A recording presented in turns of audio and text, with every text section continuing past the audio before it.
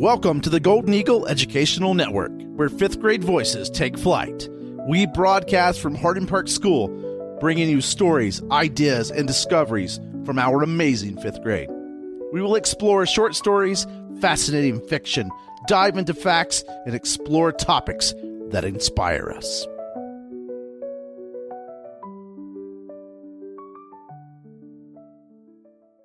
Today we will be talking to you about the Lost Colony and the amazing things that happened in that time period. We hope you enjoy it. The Lost Colony was founded in the Outer Banks, North Carolina, in Roanoke Island, which is located between the Albemarle Sound and the Pamlico Sound, through 1587 and 1590.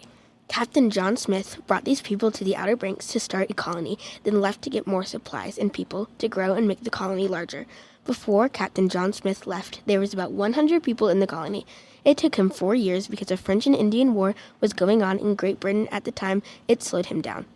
Then, after 4 years, he came back and the colony was gone. The people and the supplies had disappeared without a trace. They found a signature on a tree. Some people believe it to be a Native American tribe signature. One lady in the colony became pregnant and had a child. The child's name was Virginia. Since she was the first person to be born in America, she is the first American citizen, and the colony treasured her very much. She disappeared with everyone else. You've probably heard of Jamestown, but did you know that the Lost Colony was 300 years before Jamestown was even thought to exist? Jamestown was a settlement known as the first colony in the New World. Currently, we know the New World as America. The Lost Colony was truly an amazing thing to learn about. From the mark on the tree to the French and Indian War, stopping John Smith from coming back to the colony. If you're interested in the Lost Colony, make sure you do some more research, because there are so many amazing things that you could learn. Thank you for listening. The Revolutionary War. It started in spring 1775. Just across from Boston was Charleston, at the base of Breed's Hill and Bunker Hill. The British general decided to improve their control of the harbor by capturing Bunker and Breed's Hill. The generals included General Thomas Gage, who was not only a British general, but also the royal governor for Massachusetts. Spies enabled the American colonists to hear about Gage's plan until later. When the colonists heard right away, they planned an attack. Successfully, they snuck up on Breed's Hill and started building an entrenchment to protect them from enemy fire. When the British woke up, they had a view of the hill with the colonists, which made the British determined to capture the hill. They sent an assault to Breed's Hill. The colonist commander William Prescott told his troops to hold fire until the British were close enough, but originally he said, "Until you see the whites of their eyes." The commander did this because some of the soldiers were rookies, and he knew it would save ammo and they'd have better aim. The Americans withstood the first 2 charges, but the third attack was too much for them. Out of ammunition, they were forced to retreat. By the end, some soldiers used broken glass and rocks as bullets. The British took the hill. In doing so, the British suffered 1,054 casualties. To the Americans, 411. Even though the Americans lost the hill, they cost the British army for more casualties than themselves suffered. The colonists' efforts at the Battle of Bunker Hill proved that the Americans would not be easy to defeat. Louis Armstrong is one of the world's greatest jazz musicians. He was born on August 4th, 1901, and his full name is Louis Daniel Armstrong. As a boy, Louis made money on the streets by singing. One of Louis' greatest accomplishments is that he developed a way of playing jazz as an instrumentalist and vocalist. His most popular song is What a Wonderful World. Chimes Blues, Louis's first song, was released on August 5th, 1923. Louis moved to New York in 1924, hoping to write more music. Louis won a Grammy for the song Hello Dolly in 1965. He died on July 6, 1971. Louis wrote over 50 songs in his lifetime. Thank you for listening. I researched about the Polish pierogi. They first arrived in the 13th century. A lot of people use them for diets because they're really healthy. Some believe that the Polish pierogi came from China, but they came from Poland. The Polish pierogi is a dumpling that is deep fried and can be soft and crunchy. Some people go to Poland just to get them. They're really good. Some people eat the Polish pierogi with any kind of fruit sauce, yogurt, or honey. The Polish pierogi is filled with meats and vegetables. This is my podcast on the 9/11 attacks. These terrorist attacks occurred on September 11th, 2001. The attacks were on the World Trade Center, the Pentagon, and one, heading to the White House, was flown into an open field. The attacks were by Osama bin Laden, a leader of the Al-Qaeda. 2,753 were killed in the attacks, including 8 children, youngest of which was 2.5 years old, and 6,781 people got sick and died 22 years later. However, more than 4,000 people survived the attacks. There's a security change which they installed the metal detector. I did my podcast research about Xia Lun.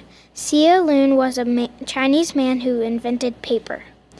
Xia was born in 50 CE in a place called Guiwang Commandery, which is now called Liang. Xia arrived in Luoyang in 75 CE, where he served as chamberlain for Emperor Ming, and then as exile hangman, an imperial messenger for Emperor Zhang. To assist Lady Dao in securing her adopted son as designated heir, he interrogated consort. When emperor, he ascended the throne in 88 CE. Dao awarded Xia with 2 positions. One was a political counselor. The other position was a person who watched over a workshop. One day, Xia likely mixed mulberry bark, hemp, and rags with water, pressed out the pulp, and let the thin rag substance dry in the sun. Xia was a person with a very long but interesting life and was the first person to ever invent paper and create history. Without him, we probably wouldn't have paper for another 5 to 10 years. I'm going to talk about the first official flag when the Revolutionary War started. The flag was called the Ground Union. On the top left of the flag, it wasn't like the flag that we have today. Instead of 50 stars representing states, it was a United Kingdom's flag with 13 stripes for the colonies like we have today. Another flag called the Continental flag was introduced on June 14th, 1777. But some people say it was late 1776 or perhaps early 1776. And it was the same, but instead of 50 stars, it was 13 stars, including the states New Jersey, Maryland, Virginia, Massachusetts, Rhode Island, Connecticut, New York, Pennsylvania, North Carolina, Georgia, South Carolina, and New Hampshire. On June 14th, the Continental was introduced, but do you know who made it? Well, it was Betty Ross. She changed the first American flag to the Continental flag. But do you know why she did that? Because she was seeking to promote national pride and unity. And that's all about revolutionary flags. Thank you for listening to me. When was K-pop created? K-pop was created on April 11th in 1992 in South Korea, where a group called Seo Taiji and boys performed Nan Aro Aino. That group also invented K-pop. The group revolutionized the Korean music scene by incorporating rap and American hip-hop conventions into their music. More K-pop bands you might know now are ENHYPEN, BTS, Stray Kids, G-Idol, Blackpink, 17, Big Bang, Islet, Twice, and Kiss for Life. Thank you for listening to my podcast.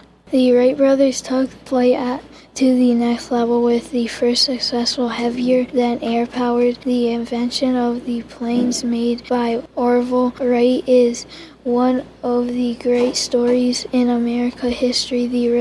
The Wright brothers' invention not only solved the long-studied technical problems but helped create an entirely new world. The desire to fly is both ancient and universal. For centuries, humans took to the sky by balloons, kites, gliders, and aircrafts. Planes helped people go around the world. I am studying about women during the Civil War. It starts off by a woman fought not only the enemy soldier but the traditional. The Civil War started because of economics, politics, and practices, culture, values, and extent and reach of federal government, and most importantly, the role of slavery within America's society. The Civil War started on April 12, 1861 in the United States, Confederate States. These are the roles that women went through. nurses, soldiers, and spies. In the Civil War, thousands of women nursed, cooked, and cleaned, and did laundry for military hospitals. A hero in the Civil War was Clara Barton. They wore a fitted bodice, a variety of sleeves and styles, and a floor-scheming wide skirt. The color for dresses was heavy silk and solid colors. Some women wanted to fight instead of cook and clean in their homes. Roughly 750 women participated in the Civil War as soldiers. Over 60 soldiers died during the Civil War. The struggle women faced thoroughly was mothers struggling to provide shelter, nourishment, and safety for their families, and they faced additional challenges in disciplining their children without a father assistant. Thank you, and that is my story about women during the Civil War.